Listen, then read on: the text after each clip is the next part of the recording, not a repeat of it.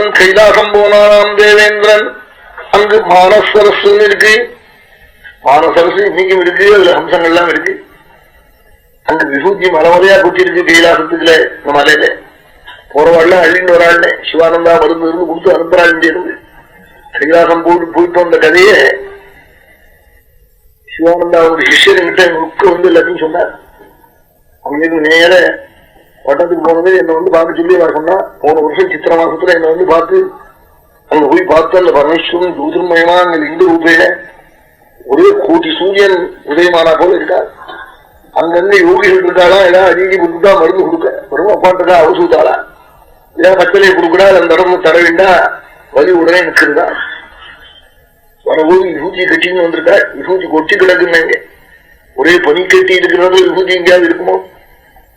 இது ஏதாவது வந்து பொருந்துமோ? அவன் நாஸ்திகன்லாம் அங்க போய் பார்த்தா தெரியும்னே. நாஸ்திகன்லாம் அங்கெங்க போறான். கைலாச குருவத்துக்கு அவன் ஏன் போறான்? அவன் எவ்வளவுக்கு போறதுக்கு தயாரா இருக்கிற போது கைலாச குருவுக்கு போனான். கைலாசம் இங்க வடக்கே இது தெற்க. இதுக்கும் அதுக்கும் எத்தனை தெற்குக்கும் வடக்குக்கும் இருக்கு.